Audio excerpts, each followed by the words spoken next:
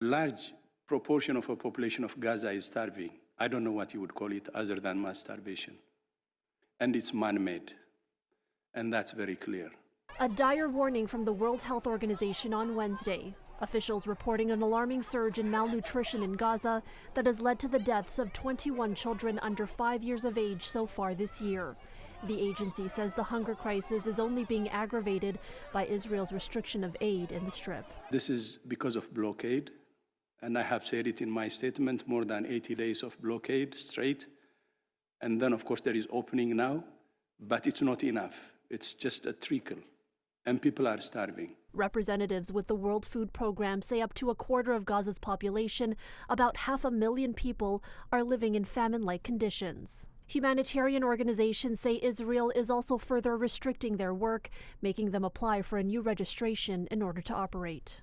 We can see all the constraints and the impediments that the Israeli authorities are putting in place to prevent the rightful humanitarian organization to work in Gaza.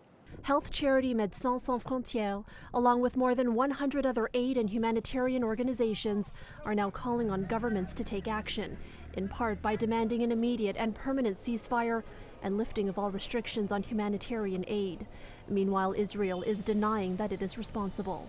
In Gaza today, there is no famine caused by Israel. There is, however, a man-made shortage engineered by Hamas.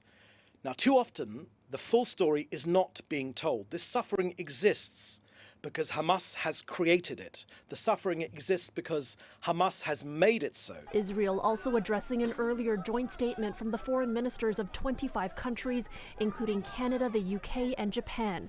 The statement called for an end to the war and criticized Israel's aid distribution system, calling it, quote, horrifying that over 800 Palestinians have been killed while seeking aid.